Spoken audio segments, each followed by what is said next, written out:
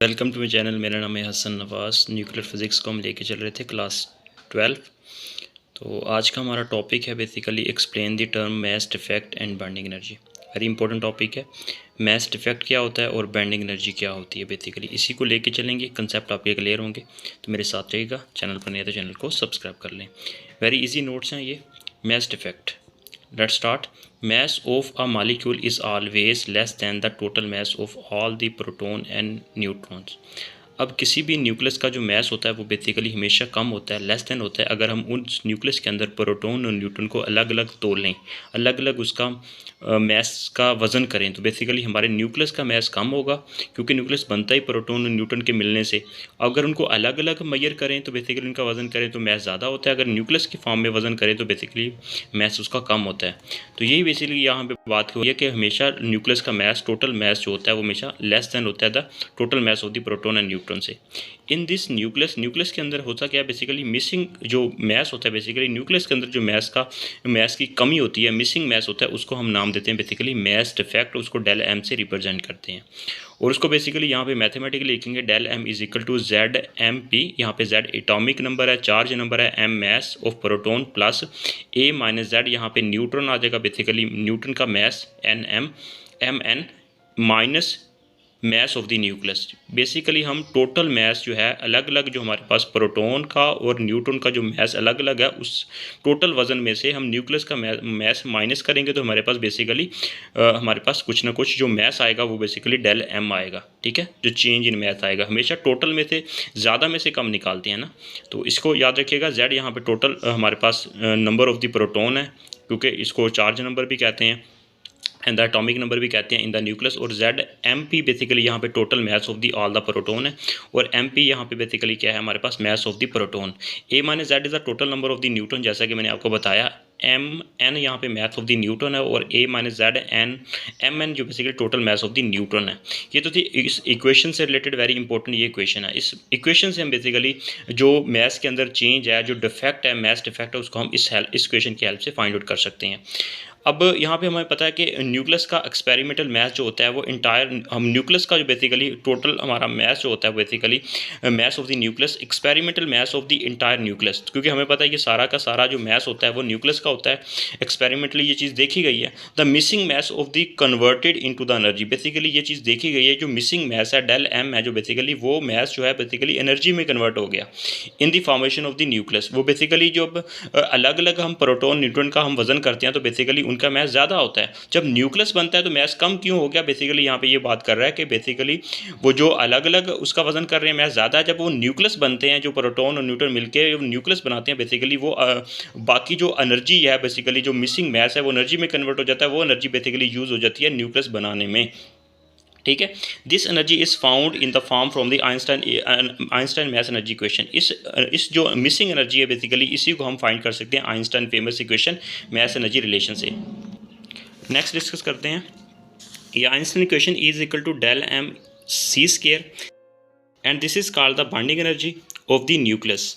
From the equation 1 and 2 दोनों equations को यहाँ पे हम देखेंगे। इस इक्वेशंस को जहाँ पे binding energy of the nucleus is given by, तो binding energy is equal to del M C square. ठीक है, इक्वेशन 1 में हमने डेल एम यूज़ किया था, तो उसको मुताबिक यहाँ पे, और इसकी वैल्यू यहाँ पे पुट कर देंगे डेल एम की, इक्वेशन नंबर 1 से। तो binding energy is equal to, यहाँ पे हम वैल्यूज़ को पुट कर दिया सी स्क्वायर, यहाँ पे C square is the speed of light. तो अब सी स्क्वायर को अंदर मल्टीप्लाई कर देंगे तो हमारे पास इक्वेशन बन जाएगी फाइनल होकर ये वाली इक्वेशन। ठीक है, इस इक्वेशन की हेल्प से हम क्या कर सकते हैं, बाइंडिंग एनर्जी को फाइंड आउट कर सकते हैं कि कितनी एनर्जी यूज़ हुई प्रोटॉन और न्यूट्रॉन का जो मिसिंग मैस था, बेसिकली जो डिफेक्ट था, मैस डिफेक्ट था, बेसिकली वो जो एनर्जी में कन्वर्ट हुआ न्यूक्लियस बनाने में, वो एनर्जी कितनी थी, इस इक्वेशन से हम फाइंड आउट कर सकते हैं। वो बाइंडिंग एनर्जी बेसिकली किस तरह डिफाइन करेंगे, ये इक्वेशन हमें बाइंडिंग एनर्जी की डेफिनेशन देती है। बेसिकली बताती है कि binding energy is the amount of the energy that must be supplied to the nucleus if the nucleus is said to be the broken up to the proton and neutron. Basically nucleus बनाने में जो energy use हुई है उसी को binding energy का नाम देते हैं। अगर न्यूक्लियस को तोड़ने के लिए जितनी एनर्जी रिक्वायर्ड होगी प्रोटॉन न्यूट्रॉन में, उसको सब उसके पार्टिकल बनाने में, अलग अलग तोड़ने में इसको जो एनर्जी रिक्वायर्ड होगी वही बेसिकली बॉन्डिंग एनर्जी होती है। जितनी बनाने में इस्तेमाल हो रही है उतनी ही तोड़ने के लिए, हमें न्यूक्लियस को तोड़ने के लिए जो एनर्जी रिक्वायर्ड होगी वही बेसिकली बॉन्डिंग एनर्जी होगी। ठीक है, तो बेसिकली इसको हम यहाँ पे देखें कि हमारे पास ये प्रोडक्ट टेबल के अंदर डिफरेंट एलिमेंट्स है, उसको यहाँ पे ग्राफ यहाँ पे नोट किया, ये चार्ज नंबर है हॉरिजॉन्टल और वर्टिकल हमारे पास यहाँ पे है charge of the mass per nucleon. तो figure show that the graph show between the mass defect and bonding energy. ठीक है, इनके दरमियान यहाँ पे एक mass defect per nucleon and the charge number यहाँ पे शो करवाया गया है। इस तरह हमें बताएगा ये बॉन्डिंग एनर्जी किस तरह, बॉन्डिंग एनर्जी का डिफरेंस हम of the masses between the total mass of the all the proton and neutrons that form the nucleus and the experimental mass of the nucleus and the divided by the difference by the mass number। इस तरह basically हम किस तरह उसको bonding energy पर nucleons को हम find कर सकते हैं, न्यूक्लियस के अंदर बॉन्डिंग एनर्जी पर न्यूक्लियंस बेसिकली यहाँ पे हम फाइंड करेंगे। तो ये mass defect divided by atomic number, basically यहाँ पे मास नंबर जो इसका हम नाम देते हैं, और यहाँ पे हमें हमारे पास आया यहाँ पे वही इक्वेशन जो हमने फाइंड आउट की थी। यहाँ पे इस इक्वेशन के अंदर बेसिकली इस इक्वेशन को बोथ साइड ए से डिवाइड कर देंगे, मास नंबर से डिवाइड कर देंगे इसको, और इसके बाद ये हेयर यहाँ पे डेल एम जो मास डिफेक्ट है, और हमें इसको इस इक्वेशन को यूज़ करके हम बॉन्डिंग एनर्जी पर न्यूक्लियन को हम किस तरह फाइंड करेंगे एग्जांपल से समझते हैं। यहाँ पे देखें total we calculate the bonding energy of helium की, अगर कैलकुलेट करने के हीलियम का न्यूक्लियस बनने के लिए कितनी एनर्जी यहाँ पे रिक्वायर्ड होती है, बेसिकली उसके लिए हम यहाँ पे फार्मूला यूज़ करेंगे। हीलियम का होता है He 4 atomic mass 2 atomic number, del M यहाँ पे हमारे पास फार्मूला वही शुरू में जो हमने पढ़ा था 2 MP प्रोटोन। ठीक है, 2 प्रोटॉन है और 2 हमारे पास यहाँ पे न्यूट्रॉन है, और हमारे पास माइनस हीलियम का न्यूक्लाई, तो वो टोटल 4 होता है, और इनको सबको सम अप करेंगे हमारे पास, तो हमारे पास आ जाएगा यहाँ पे, इसको हम बेसिकली यहाँ पे लिख लेंगे एटॉमिक यूनिफाइड मास स्केल में, उनको सम अप करके माइनस करेंगे तो हमारे पास आ जाएगा एक यूनिफाइड मास स्केल की वैल्यू ये होती है, उसको बेसिकली कन्वर्ट करेंगे हमारे पास, ये कन्वर्जन कर लेंगे। ठीक है, उसके बाद हमारे पास ये डेल एम की वैल्यू आ जाएगी, उसके बाद bonding energy Einstein equation use कर लेंगे और उसके मुताबिक वैल्यूज़ को पुट करेंगे।